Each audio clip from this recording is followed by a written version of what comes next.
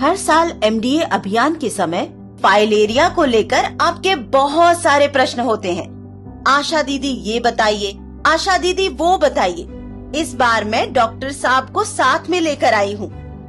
आप इनसे अपने सारे सवाल पूछ सकते हैं, जिनका डॉक्टर साहब सही जानकारी देंगे और आपके मन की हर शंका और गलतफहमियों को दूर कर देंगे। डॉक्टर साहब, ये फाइलेरिया वाइलेरिया मुझे तो नहीं होगा? जी नहीं, ऐसा कुछ लोग सोचते हैं, पर ये सच नहीं है। फाइलेरिया किसी को भी हो सकता है। ये मच्छर के काटने से होता है और मच्छर तो किसी को भी काट सकता है ना? फाइलेरिया किसी भी उम्र में हो सकता है। जो लोग संक्रमित क्षेत्र में या किसी संक्रमित व्यक्ति के आसपास रहते हैं, उनको संक्रमण होने का खतरा ज्यादा होता है। पर डॉक्टर साहब, ये बीमारी बच्चों को तो नहीं होता है ना? नहीं दीदी नहीं, मच्छर किसी की उम्र देखकर नहीं काटता। ऐसा है, मच्छर से बीमारी शरीर में आने के बाद इसका लक्षण प्रकट होने में लंबा समय लग जाता है। कोई युवा अगर फाइलेरिया से पीड़ित है तो जरूर ही उसको मच्छर ने बचपन में काटा होगा। डॉक्टर साहब, हम एमडीए अभियान में जो दवा देते हैं उसके बारे में भी लोग सवाल पूछते हैं। जरूर पूछिए ना, क्या सवाल है आपका?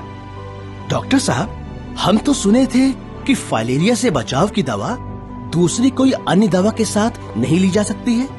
जी नहीं, ये दवा सुरक्षित है और अन्य किसी भी दवा के साथ ली जा सकती है। सिर्फ और सिर्फ गंभीर रूप से बीमार व्यक्ति, 2 साल से कम उम्र के बच्चे और गर्भवती महिलाओं को ही दवा ना लेने की सलाह दी जाती है। फाइलेरिया तो सुना था कि अपने माँ बाप से आता है, यानी वंशानुगत बीमारी है।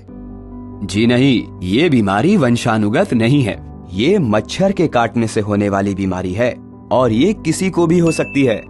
डॉक्टर साहब, ये दवा सरकार से मुफ्त में मिलती है, तो क्या ये असरदार होती है?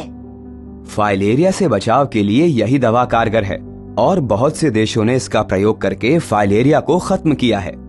ये दवा सभी फाइलेरिया प्रभावित क्षेत्रों में खिलाई जाती है, अतः इसको स्वास्थ्य कर्मी के सामने खाना अनिवार्य है। हमको तो किसी ने बोला था कि केवल एल्बेंडाजोल टैबलेट का सेवन करना चाहिए, अन्य दवा का नहीं। नहीं, फाइलेरिया की रोकथाम के लिए केवल एक दवा प्रभावी नहीं है। सभी को सारी आवश्यक दवाओं का सेवन करना चाहिए। सुना है फाइलेरिया से बचाव की दवा शरीर में गर्मी पैदा करती है। बिल्कुल नहीं दीदी, ये शरीर में गर्मी पैदा नहीं करती और पूरी तरह सुरक्षित है। डॉक्टर साहब, क्या ये सही है कि पुरुषों में हाइड्रोसील यानी के अंड कोशों में सूजन साइकिल चलाने और कड़ी मेहनत के कारण होती है? नहीं, हाइड्रोसील एक प्रकार का फाइलेरिया ही है जो संक्रमित मच्छर के काटने से ही होता है। साइकिल चलाने एवं कड़ी मेहनत करने से ये नहीं होता। पर ये बीमारी तो सिर्फ उन लोगों में होती है जो खारा पानी वाले क्षेत्र में रहते हैं। जैसा कि मैंने बताया, फाइलेरिया सिर्फ मच्छर के काटने से फैलता है और ये किसी को भी हो सकता है।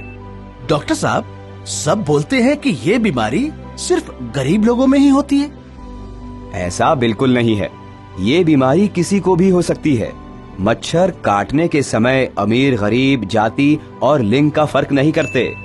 याद रहे, फाइलेरिया के रोकथाम के लिए मच्छरदानी का प्रयोग करें, अपने आसपास जल जमाव न होने दें और एमडीए के दौरान सरकार द्वारा मुफ्त दी जाने वाली फाइलेरिया से बचाव की दवा खाएं। फाइलेरिया का एक ही इलाज, इसे होने ही ना दें। धन्यवाद डॉक्टर साहब, आपने हमारी आंखें खोल दी। हम एमडीए के दौरान फाइलेरिया से बचाव की दवा जरूर खाएंगे। मिलकर रोकेंगे फाइलेरिया।